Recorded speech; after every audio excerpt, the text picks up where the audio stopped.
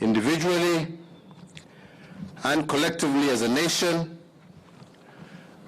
and as a people.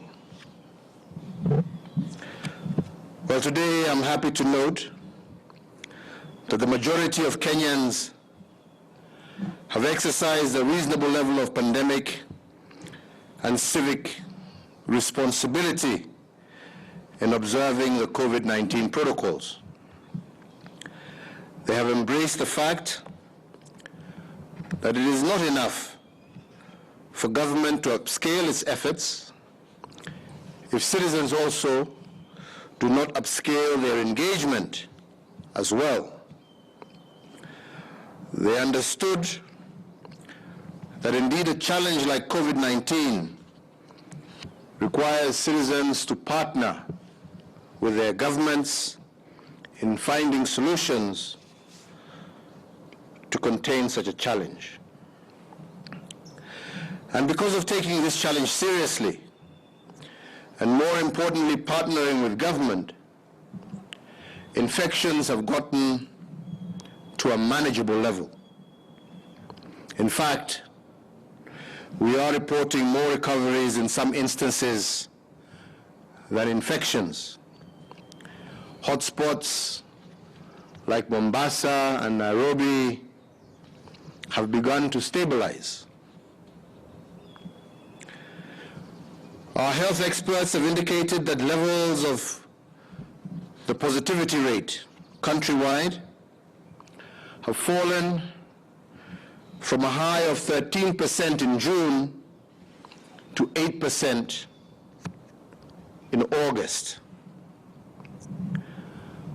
This is very encouraging, and it means that if we keep our civic responsibilities high, we have a chance to reach the 5% positivity rate recommended by the World Health Organization for a total reopening of our economy and country. In that regard, as at this morning, the confirmed COVID-19 cases have risen by 213, bringing the aggregate total so far to 33,016. We mourn the 5 lives lost over the last 24 hours, as we indeed mourn the lives of all those who have passed on as a result of this pandemic. Amid this tragedy, we are also remarkably thankful to God that we have, over the same period of 24 hours, recorded 241 recoveries, bringing our total number of recoveries to 19,296. So, fellow Kenyans, while we note the good progress that we have made so far in fighting this enemy, we must also acknowledge that this positive news is not a license for us to drop guard and backslide from our path of responsibility. Indeed, as I have mentioned in the past, we are fighting a war against an invisible enemy, and as we enter the 6th month of this war, we are also entering into a phase that is now being commonly referred to as the fog of war. In this phase, the combat arena is foggy, and in this fog war, the first instinct is that of self-preservation. You fight to propagate yourself, your family, and the environment that nurtures you. And in this foggy state, you also become aware that the government cannot police the daily activity nor the morality of every single individual citizen. In fact, in the fog of war, citizens, while maintaining their liberties, scramble first for survival. In sum, what will save us all in the war is exercise of civic responsibility.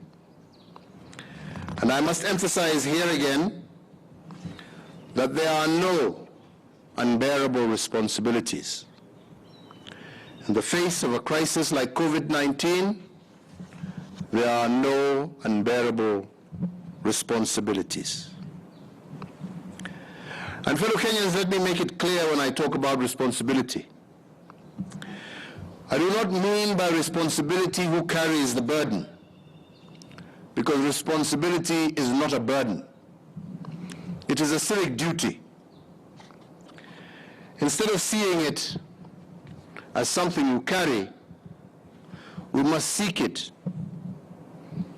as a task, and a joyous one at that. It is a happy debt you pay to your fellow citizens for being a member of their community.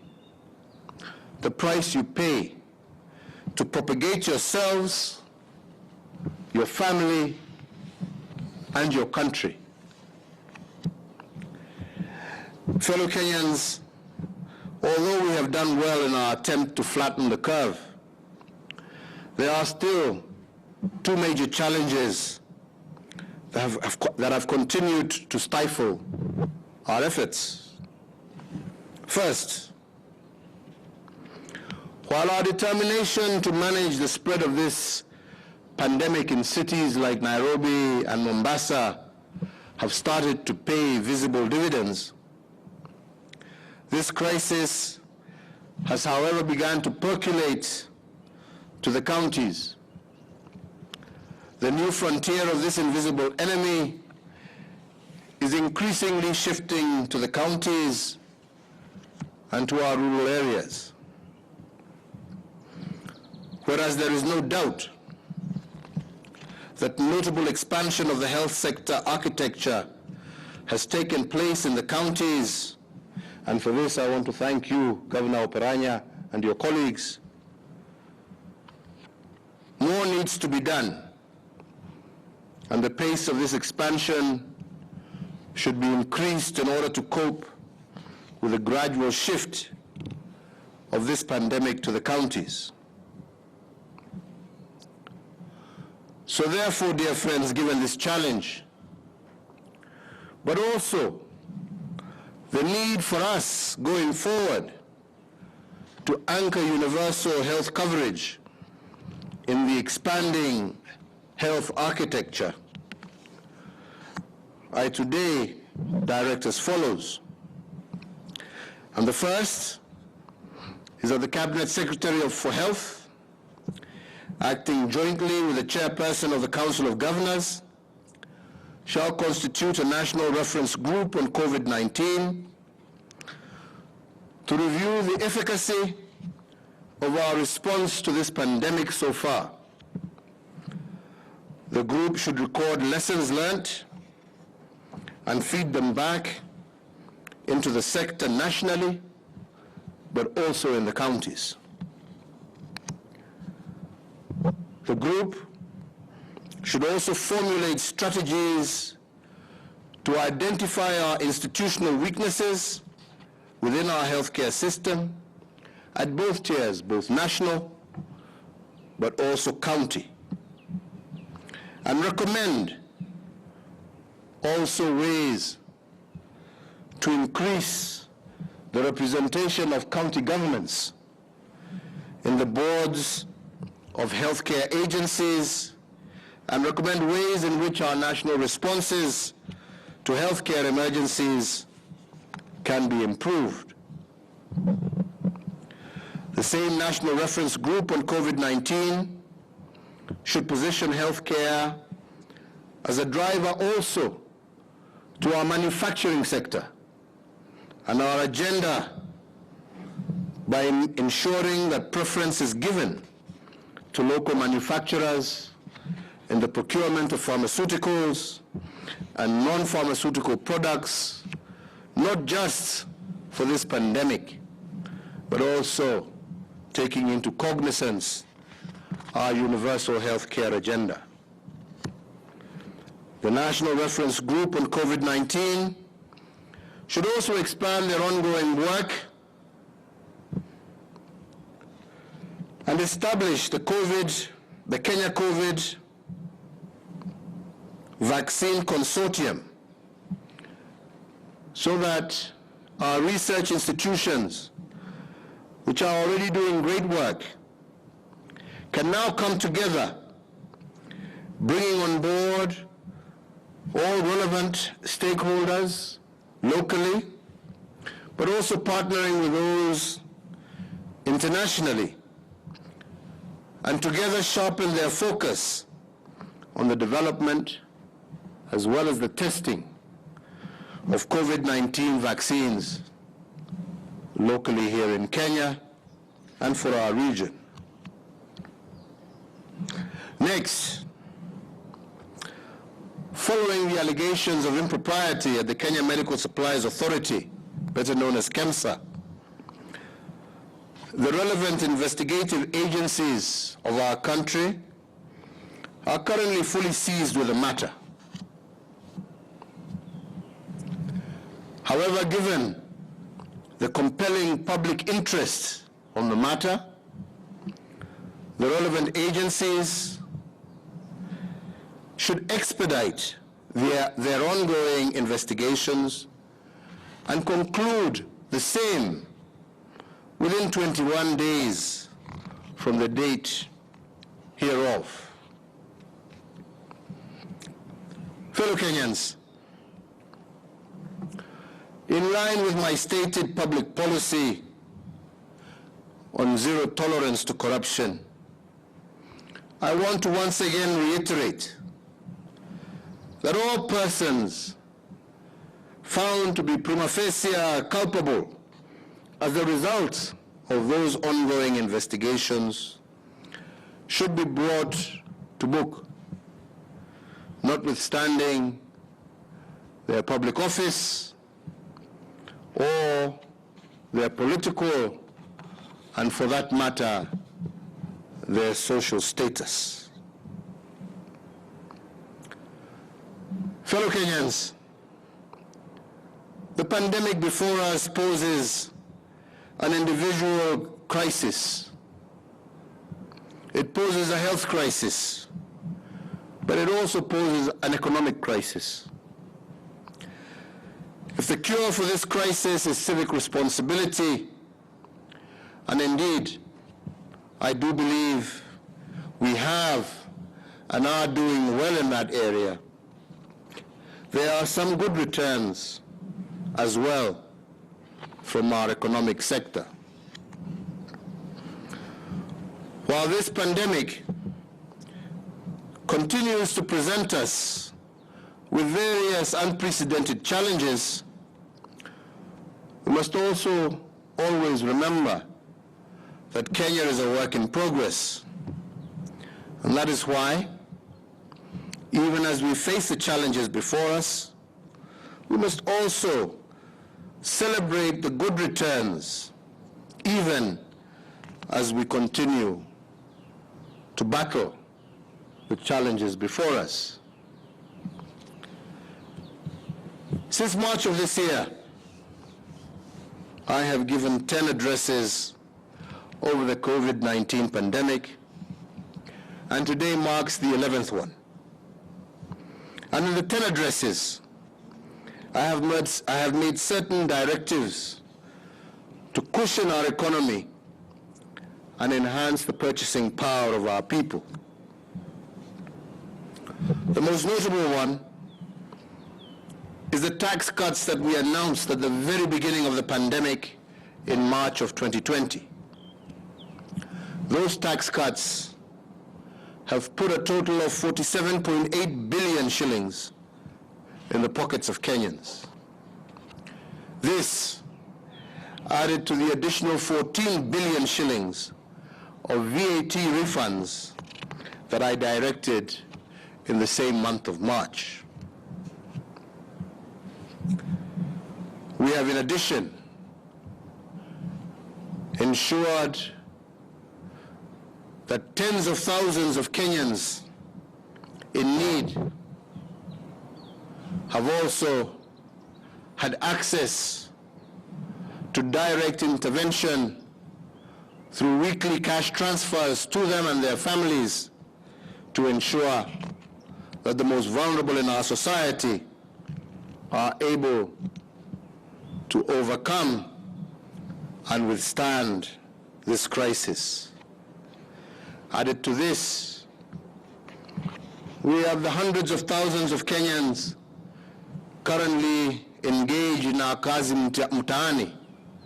Again, engaging and meaningfully engaging our young people in civic duty and responsibility across the length and breadth of our country. Indeed, reviewing the results today, I must admit that we have done much better than we expected. For instance, even under COVID, our economy is growing at 4.6% compared to 5.5% at the same time last year.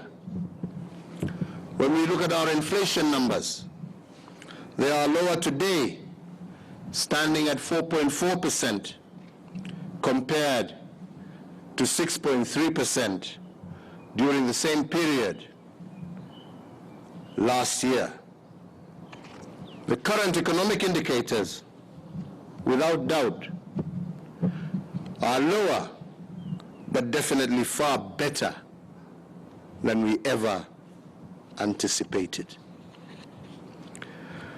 But the inspiring success amongst us, more than the numbers I'm quoting, have been those who have used the COVID crisis to reimagine their conditions. Our banking sector, for instance, has begun to retool and to humanize their model as a result of our meetings at the initial stages of this pandemic. And instead of focusing on profits alone, they are re-engineering their model to focus more on their customers. Government institutions, for example, the Kenya Revenue Authority, have also remodeled their approach. As an example also, instead of destroying 1.5 million liters of illicit ethanol that was in their custody, working together with other government agencies like Kenya Pipeline and many others, they converted that illicit ethanol into hand sanitizers that were distributed freely throughout the length and breadth of our country. But those aside, the most inspiring story of reimagining your circumstance during this COVID crisis is from a proprietor of one of the big private schools that unfortunately was forced to close. In order to meet his commitments and obligations to banks and suppliers, one Joseph Kuo turned his school temporarily into a farm, rearing chickens and producing food. Our exporters too are retooling and turning this unfortunate challenge into promise. For example, many expected that the thousands and thousands of Kenyans employed in our floriculture and horticulture industry would collapse. But instead, through various interventions, we have seen our horticultural sector earnings jump to Kenya shillings 81 billion between January and June 2020, compared to 76 billion for a similar period last year. Earnings from Kenyan fruits alone nearly doubled from Kenya shillings 7 billion to 12 billion. What these examples of retooling businesses in times of crisis teaches us is that a crisis represents both a danger but also an opportunity. And those who horrify themselves with danger, unfortunately, will not survive. But those who choose to exploit the opportunities presented by the crisis become the new heroes of the moment. We have seen young men and women across the breadth of our country engineer making ventilators, making beds for our hospitals. These, without doubt, are the heroes of the moment. Fellow Kenyans, in order to secure the achievements that we have made so far and to build on them in the future, I now today, once again, further order and direct as follows. 1, the Cabinet Secretary for Interior Coordination of National Government, in conjunction with the Chairperson of the Council of Governors, shall in 3 weeks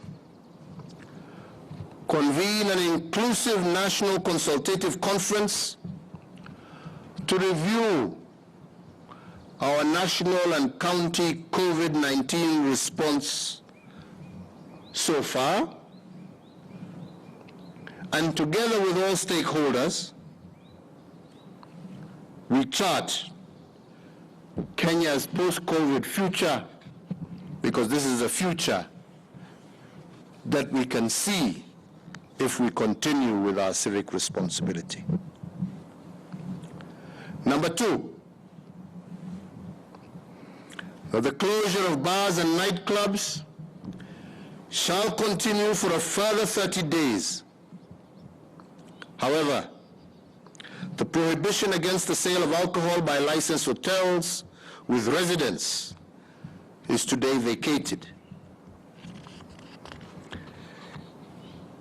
In the next 30 days, I have also directed that the Ministry of Health, in conjunction with all bar owners, will develop self-regulating mechanisms as part of their civic responsibility to their clientele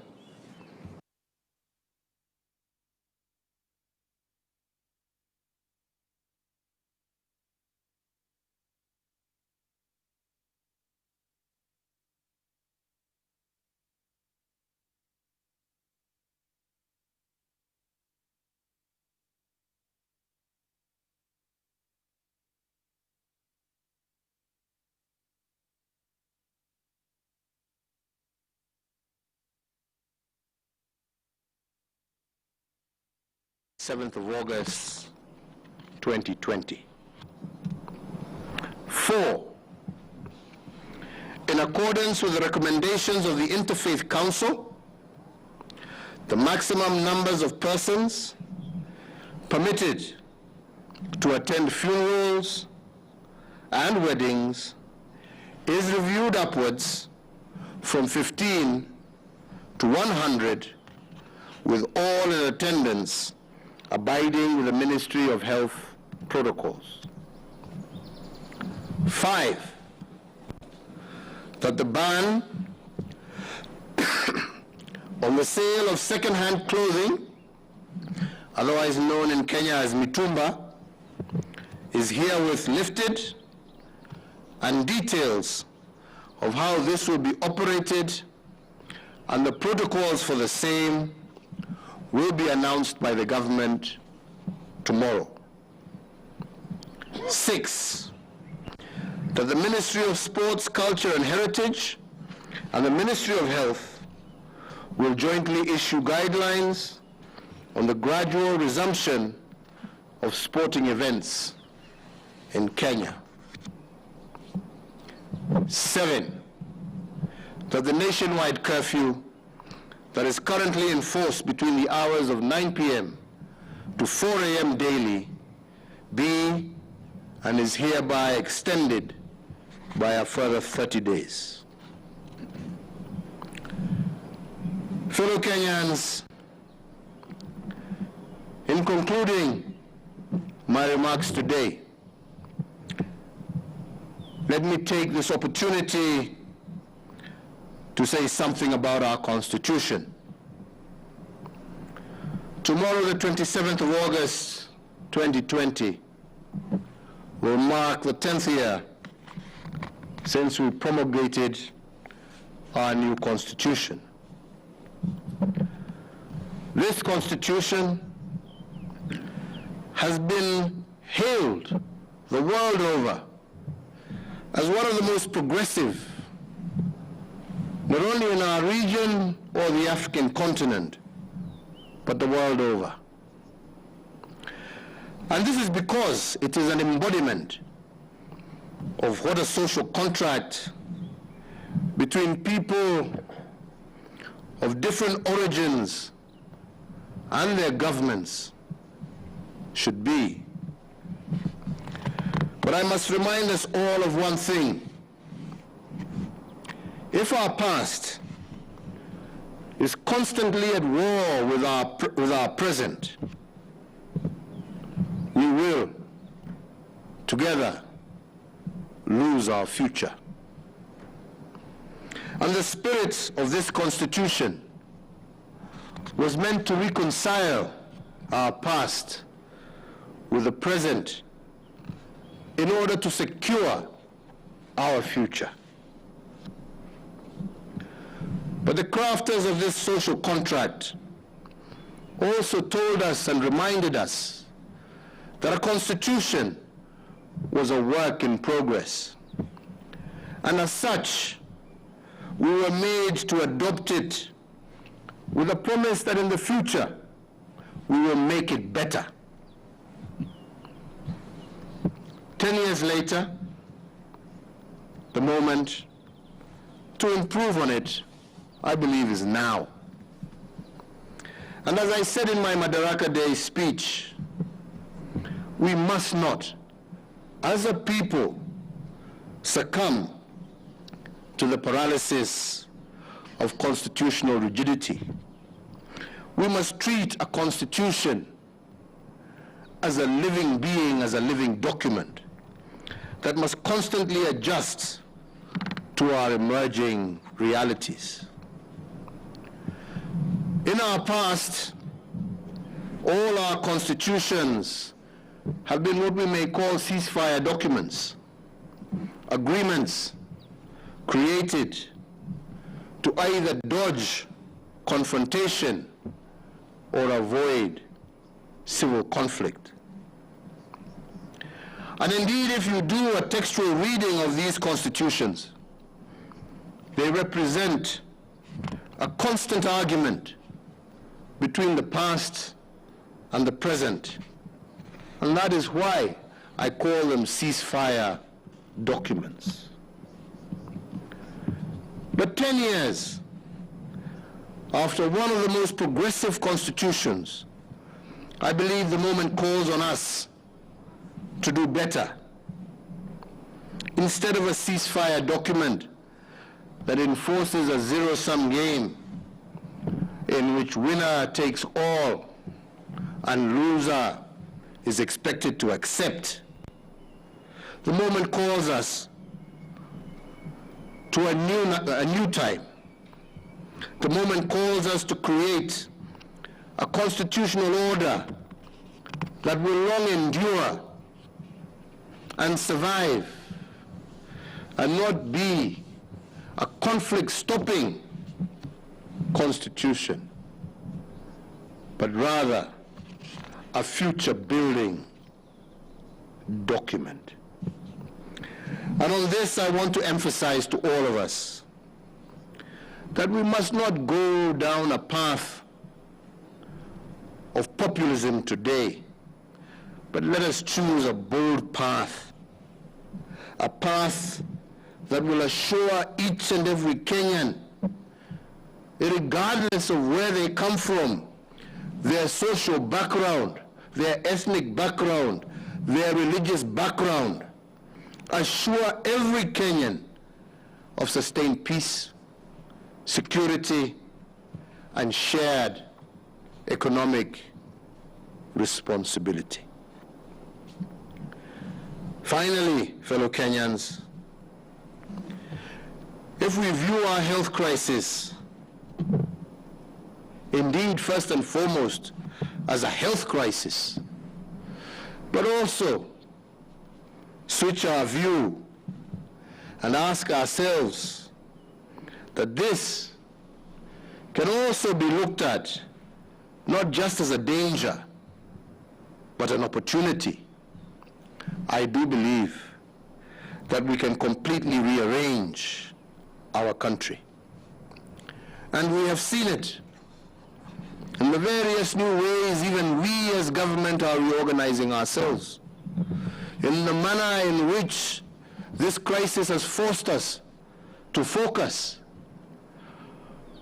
on the most disadvantaged in our country, in the health clinics that we are building in our informal settlements, in the roads that we are building in our informal settlements where the majority of our people live, in the opportunities through Kazi Mtaani and many other government programs that we intend to initiate to support our young people, in the manner in which we are also reorganizing our government to take advantage of the digital technology in the performance of our work and in our outreach.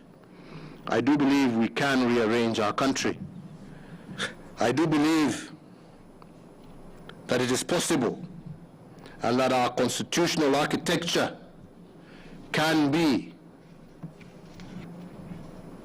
not a conflict resolution document, but a document that lays the architecture of our future heritage.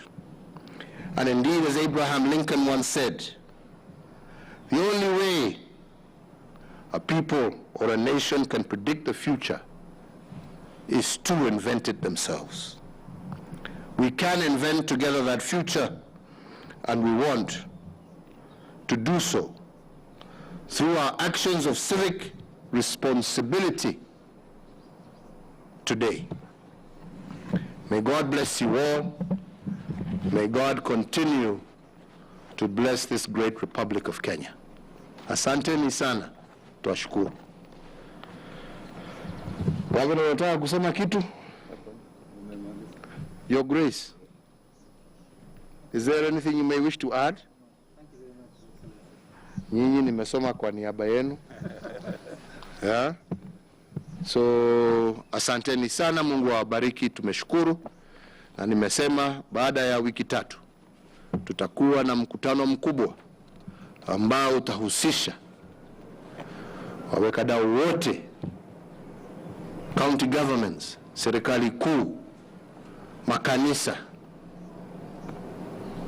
mamisikiti na maimams wetu, wafanyi biashara, civil society, na wale wote ambao wana nia njema kwa taifa lao la Kenya, kujadiliana yale ambaye tumeweza kutekeleza wakati huu mgumu wa COVID, na pamoja tupange yale ambaye tutatekeleza baada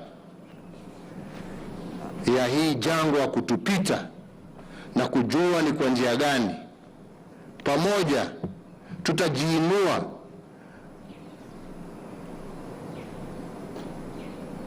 na tusongeshe taifa letu mbele. Na hiyo ndiyo jukumu letu. Na mimi nasema kwa wote,